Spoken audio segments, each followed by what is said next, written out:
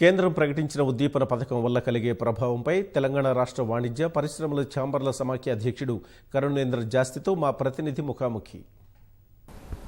కిషోర్ బాబు, కేంద్ర ప్రభుత్వం ప్రకటించినటువంటి ఆర్థిక ప్యాకేజీ పరిశ్రమలకు ఏ విధంగా ఉపయోగపడుతుంది? ప్రస్తుతం ఈ కరోనా సంక్షోభం నుంచి పరిశ్రమలను గట్టెక్కించే విధంగా ఉందా? ఈ అన్ని విషయాలపైన FTCCI అధ్యక్షులు కరుణేంద్ర గారితో చర్చిద్దాం. కరుణేంద్ర గారు, ప్రధానంగా ఇప్పుడు ఆర్థిక మంత్రి కొన్ని ప్యాకేజీలు ప్రకటించారు. ప్రధానంగా MSMEలకు ఉపయోగపడే విధంగా ఈ ప్యాకేజీలో ఈరోజు ప్రకటన చేయడం జరిగింది. ఇది కరోనా సంక్షేమం నుంచి పరిశ్రమలను ఏ విధంగా గట్టెక్కిస్తుంది అంటారు? దానికి సంబంధించి మీ అభిప్రాయం ఏంటి? ఇది 6 మేజర్ స్టెప్స్ కింద డివైడ్ చేసి ఈ ప్రొవిజన్స్ క్రియేట్ చేశారండి. ఇవాళ ఫైనాన్స్ మినిస్టర్ గారు చెప్పినట్లు మీరు అన్నట్టు MSMEస్కి ఫండ్స్ ఎక్కువ అవైలబుల్ ఉండేటట్టు ప్రక్రియ చేశారు. దాంట్లో ముఖ్యంగా they said collateral free loans ఇస్తారని అప్ టు 3 lakh crores వరకు దానికి ఇది ఉందని till up to 31st October 2020. So that's good move. I mean ఆ పీరియడ్ ఇంకా ఎక్కువ ఉంటే బాగుండేది, ఎందుకంటే ఇప్పటి నుంచి అది ఈ అన్ని సిస్టమ్స్ అన్ని సెట్ అయ్యి ఎప్పుడు అవుతుందో తెలియదు, 1 సంవత్సరం అయినా చేసి ఉండాలి. But anyway collateral free loans అయితే ఇచ్చారు.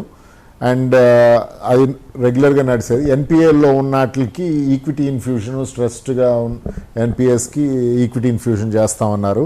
అలాగే ఎక్స్పాన్షన్కి కూడా ఫండ్స్ క్రియేట్ చేస్తామన్నారు MSMEస్కి. అన్నిటికంటే ముఖ్యమైనదండి, గత కొన్ని సంవత్సరాలుగా ఇది MSMEs అడుగుతున్న ఒక క్వశ్చన్, అట్లా క్లాసిఫికేషన్ మార్చమని. ఎందుకంటే ఇప్పుడున్న సిస్టంలో మనీ వాల్యూ డివాల్యూట్ అవటం కానీ, లేకపోతే గ్రోత్ ఆఫ్ బిజినెస్ కానీ, పూర్వం ఉన్న MSME డెఫినేషన్స్ మరి వర్తించట్లేదు చాలామందికి అని చెప్పి, దానివల్ల చాలామంది MSMEలోనే ఉండిపోవడానికి ప్రయత్నించి గ్రోత్ కూడా అడ్డంకి అవుతుందని చెప్పి ఇప్పుడు అది పెంచడం జరిగింది. ఇంకోటి ఏంటంటే సర్వీసెస్ ఇండస్ట్రీ కలిపి చేశారు కాబట్టి that is a good thing even for the service industry ఇప్పుడు.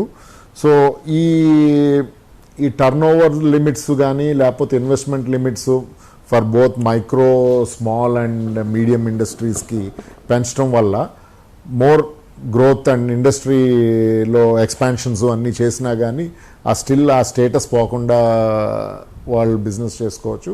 So that's a good move which will make the MSE stay MSME or we'll get more number of people into the MSME structure. అంటే ప్రధానంగా మీరు అన్నట్టు ఎలాంటి పూచీకత్తు లేకుండా 12 నెలల మారటోరియంతో రుణాలు ఇవ్వడానికి కేంద్ర ప్రభుత్వం మారటోరియం కాదండి, 12 నెలల లోపల మీరు అప్లై చేసుకున్న లోన్స్కి పూచీకత్తు లేకుండా ఇస్తామంటున్నారు. దీనివల్ల అంటే ఇప్పుడు అంటే ప్రస్తుతం అయితే చాలా సంక్షోభంలో ఉంది MSME కాబట్టి దీనివల్ల వెంటనే అంటే ఎంత త్వరగా పరిశ్రమలు మళ్ళీ ఉత్పత్తి ప్రారంభించడానికి తమ పూర్వస్థితికి రావడానికి అవకాశం ఉంటుందంట. పూర్వస్థితి రావడానికి ఈ మనీ ఒకటే కాదండి, they will be other market demands, దాని రిక్వైర్మెంట్స్ని బట్టి కూడా ఉంటుంది. బికాజ్ మనం still we'll have to work on social distancing అనో ఇంకేదైనా రీజన్స్ వల్ల వీ కెనాట్ ఫుల్లీ ప్రొడ్యూస్. మీరు 33% కెపాసిటీతో ఆఫీసులు నడపమంటున్నారు, రకరకాల సిస్టమ్స్ ఉన్నాయి. సో ఇది ఎన్నాళ్ళు నడుస్తుంది. బట్ వాట్ ఎవర్ ఇప్పుడు లేని మనీని you are trying to infuse into the industry. So ఆ ఇండస్ట్రీ దగ్గర ఎక్స్ట్రా మనీ రావటం వల్ల they might I mean if the banks ఇవన్నీ డైరెక్ట్గా గవర్నమెంట్ అయితే ఇవ్వదు కదండి, ఇది బ్యాంక్స్ దగ్గరికి వెళ్ళినప్పుడు కొలాటరల్ ఫ్రీ ఇవ్వాలి. So they also should be put under pressure from the government to act accordingly. ఇప్పుడు గవర్నమెంట్ చెప్పిన చాలా ప్రైవేట్ బ్యాంకులు చేయాలని లేదు, కొన్నిసార్లు ఎగవేస్తూ ఉంటారు. సో అవన్నీ నిజంగా జరిగితే కనుక if the funds are available with the MSME they will come back better. లేకపోతే చాలామంది ఇబ్బందుల్లో ఉండి మూసుకుని. మీరు అన్నట్టు ఈ నిర్వచనం మార్చడం వల్ల ఏంటంటే ఎంతమందికి ఉపయోగపడుతుంది అంటారు? దీనివల్ల ప్రధానంగా ఏ కోణంలో లబ్ధి ఉంటుంది? ఏంటంటే ఇప్పుడు MSMEస్కి సపరేట్ స్ట్రక్చర్ ఉందండి. ఇప్పుడు పేమెంట్స్ ఉన్నాయి అనుకోండి పెద్ద కంపెనీస్ నుంచి, MSMEస్కి there is a rule that they have to pay within that 45 days. So అది చేయకపోతే కనుక then all the large companies will be penalised. ఇప్పుడు వాళ్ళ బ్యాలెన్స్ షీట్లో డిక్లేర్ చేయాలి, మేము ఇలా ఇవ్వలేకపోయాం పలానా MSME రూల్ ప్రకారం అని. సో అందుకని ఆ రీజన్ గురించి అయినా కానీ చాలామంది గత సంవత్సరం నేను నోటీస్ చేసిందంటే, నేను ఒక MSME నడుపుతాను, we have got our payments in time. So అది ఒక పద్ధతి తీసుకో. సో ఆ ఎంఎస్ఎంఈ కేటగిరీలో ఉండటం వల్ల పేమెంట్స్ ఇవన్నీ large corporation should pay and టైంకి. సో డెఫినెట్గా ఎంఎస్ఎంఈస్కి అడ్వాంటేజ్ ఉంటుంది అలా పెంచడం. మొత్తం మీద కేంద్ర ప్రభుత్వం ఆలోచన, నిన్న ప్రధాని చెప్పిన విషయాలు ఇవన్నిటిని చూస్తుంటే ప్రధానంగా అంటే స్వదేశీ ఉత్పత్తి, స్వదేశీ వాటిపైన ఎక్కువగా మనం ఫోకస్ చేయాలనే విధంగా ప్రభుత్వ ఆలోచన కనిపిస్తుంది. అది ఏ విధంగా ఎంఎస్ఎంఈలకు ఉపయోగపడుతుంది? ఈరోజు కూడా అంటే 200 కోట్ల వరకు వాటికి సంబంధించిన గ్లోబల్ టెండర్లు లేకుండా స్వదేశీ సేకరణ చేయాలని కూడా ఆర్థిక మంత్రి ప్రకటించారు. ఇవన్నీ కూడా ఇండస్ట్రీకి ఏ విధంగా ఉపయోగపడతాయంట? కాంపిటీటివ్ తగ్గుద్ది, international competition will be lower. Definitely local మ్యానుఫ్యాక్చర్స్కి they are getting an additional chance. పూర్వం లేని ఛాన్స్ ఇప్పుడు కొంత కాస్ట్ బెనిఫిట్స్లో లేకపోయినా, పూర్వం ఏంటంటే because if the international prices were lower ఆ కాంట్రాక్ట్ పోయేది. ఇప్పుడు ఇది అక్కర్లేదు, within the country they have to fight. So local, go local, be local, go and vocal అంటున్నారు కాబట్టి ఆ పద్ధతిలో if this going to work, it's nothing. Sir any step in the direction is okay and I mean we're welcoming any small move. But at the same time వారు EPF ఇవన్నీ ఇస్తున్నామన్నారు కదండి, అది మీ అందరికీ తెలిసిన విషయం. అది చాలామందికి అది వర్తించదండి. వారు అన్నట్టు 2500 కోట్లు ఎంతో మొత్తం వెచ్చించారు ఈ 3 నెలల్లో. 3 నెలలకి వస్తుందని ఇంకో 3 నెలలు దాన్ని పొడిగించారు. మంచిదే, పొడిగించడం వల్ల దాని నష్టం ఏం లేదు. కాకపోతే అది చాలా తక్కువ మందికి ఉపయోగపడింది ఈ రోజున, వర్కర్స్ కానీ లేకపోతే ఎంప్లాయర్స్కి కానీ. సో అది మేము ముందు నుంచి అడుగుతున్నది ఏంటంటే ఆ రైడర్స్ ఏదైతే ఉన్నాయో 90% అనేది కానీ, 15,000 కంటే తక్కువ ఉండేది, 100 మంది కంటే ఎంప్లాయీస్ తక్కువ ఉన్నదని అవి తీసేయమన్నాం. ఇస్తే అందరికీ, ఎంఎస్ఎంఈస్ అందరికీ ఒకలాగే ఉండాలి. మళ్ళీ ఎంఎస్ఎంఈల్లో కొంతమందికే వర్తించేటట్టు చేయొద్దు అని. నాకు తెలిసి 5% కూడా వచ్చి ఉండదండి ఎంఎస్ఎంఈలో ఈ బెనిఫిట్. సో అదే కంటిన్యూ చేశారు, ఆ రైడర్స్ తీసేయలేదు. అది కొంత నిరుత్సాహకరంగా ఉంది. But anyway we'll still. అదేవిధంగా టీడీఎస్ కానీ కొన్ని ఇలాంటి వాటిని 20% తగ్గించడం, పన్ను మినహాయింపు, ఇవన్నీ కూడా అంటే ఇవన్నీ కూడా ఇండస్ట్రీకి ఏ విధంగా ఉపయోగపడతాయి అంటూ మళ్ళీ ఒక ఉత్తేజాన్ని కలిగించే విధంగా ఇవన్నీ ఎలా ఉంటాయి? అంటే ఇప్పుడు ఆ ట్యాక్స్ రూపాల్లోకి వస్తే they have given 25% on the TDS. Suppose నా టీడీఎస్ ఈ రోజున నేను మీ ఎవరో ఒక కాంట్రాక్టర్ దగ్గర డిడక్ట్ చేయాల్సింది 10% అనుకోండి, దాంట్లో 25% తగ్గించాను అన్నారు. అంటే ఏంటి, మొత్తం మీద 10%లో 25% అంటే ఇట్స్ ఓన్లీ 2.5%. సో 7.5% నేను కట్టాలి. 2.5% యాక్చువల్గా is the saving on TDS, if my understanding is right. So these are all small things, but as I told you earlier, any small step is acceptable, but we have to see how much money it actually puts back into the system. So 25% అన్నారు కానీ నిజంగా చూస్తే కనుక TDS rates are between 10 to 20% అనుకోండి. 2.5% నుంచి 5% TDS తగ్గించారండి. ఇప్పుడు TDS తగ్గించిన ఆ ట్యాక్స్ రూపాయలు అయితే తర్వాత ట్యాక్స్ అమౌంట్స్ అయితే ఏం తగ్గలేదు కదండి. ఈ రోజు మనం డిడక్ట్ చేసేది తగ్గింది అంతే, ట్యాక్స్ కలెక్షన్ కానీ ట్యాక్స్ డిడక్షన్ కానీ. So it should be paid subsequently later. అంటే ఈ ఎన్పిఏ అలా ఉన్న వారికి కూడా రుణాలు ఇవ్వాలని కేంద్రం చెప్తుంది. అంటే రుణాలు అంటలేదండి, ఎన్పిఏస్ ఉన్న వాళ్ళకి they are telling fund infusion into the company, equity రూపంలో కానీ లేకపోతే అలా. So that again is all dependent on the banks and everything to do and how the banks come up with the funding process. So అది government should really monitor them seriously. Okay, అంటే ఇప్పటివరకు ఉన్న ఆ నిర్వచనంలో తయారీ రంగాన్ని, సేవా రంగాన్ని కూడా ఒకే ప్రాతిపదికగా తీసుకొచ్చారు. ఇది ఎలాంటి పరిణామం? No, it's a very good thing అండి. ఎందుకంటే service industry they are also growing very fast. And ఆ సర్వీస్ ఇండస్ట్రీకి పూర్వం లిమిట్స్ చాలా తక్కువ ఉండేవి, ఇప్పుడు అది ఇండస్ట్రీతో పాటు కలిపేశారు కాబట్టి that's a good thing. You know any increase is good and service ఇండస్ట్రీలో కలపటం మంచిది అది. ఎందుకంటే India now is growing so much in service. మీకు హ్యూమన్ రిసోర్సెస్ కానీ ఐటీ కానీ ఇవన్నీ సర్వీసెస్ కిందే కదా వచ్చేది.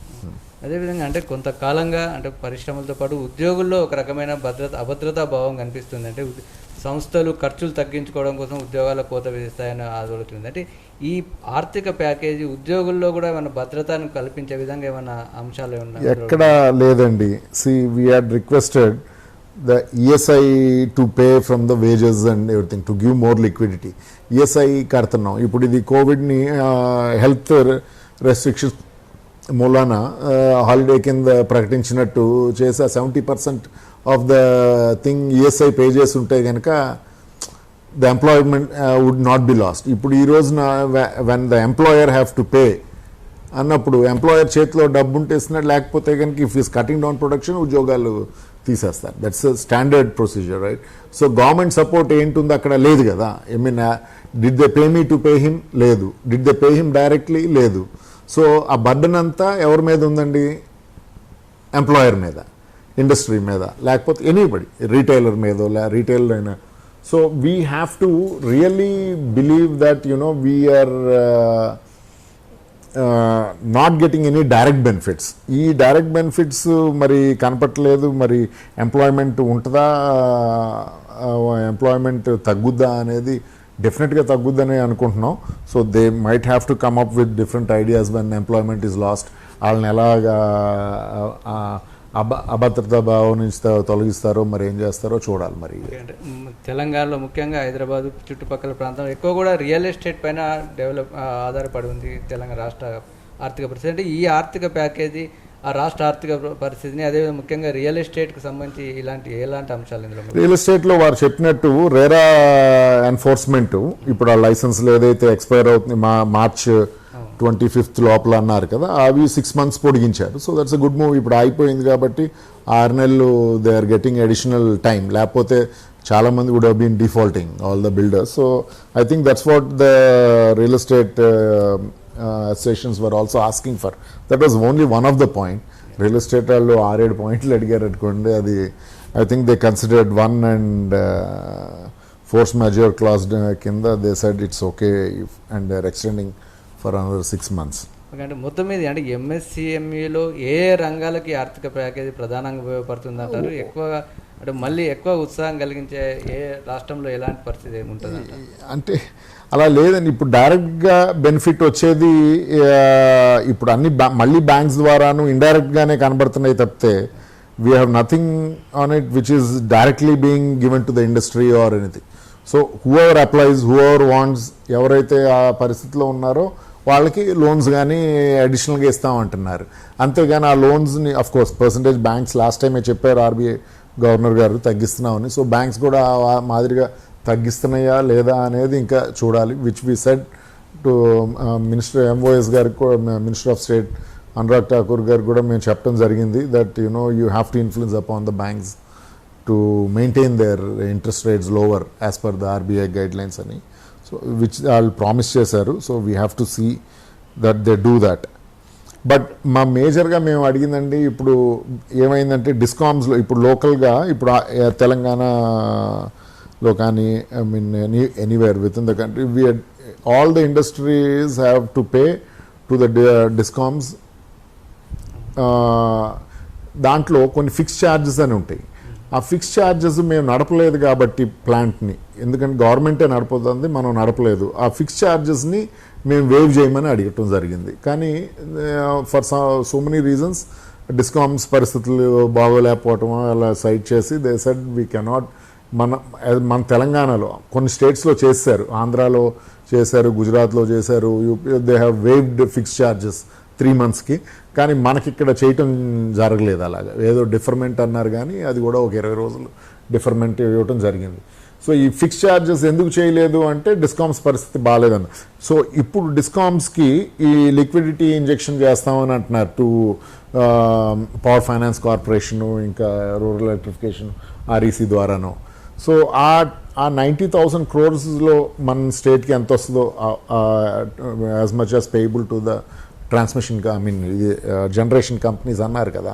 సో అవి మళ్ళీ how much will it be passed on to the, ఇప్పుడు లిక్విడిటీ వచ్చింది కాబట్టి ఆ ఫిక్స్ ఛార్జెస్ వేయవరు ఏమన్నా మన గవర్నమెంట్ ఇవ్వగలుగుతుందా లేదా అవన్నీ మరి వేచి చూడ. అవి ఇస్తే కనుక it'll be lot of benefit for some of the large industries అండి. ఇప్పుడు సపోజ్ స్టీలు ఇవన్నీ ఉన్నాయి అనుకో, వాళ్ళ ఫిక్స్ ఛార్జ్లే కోట్లలో ఉంటున్నాయి.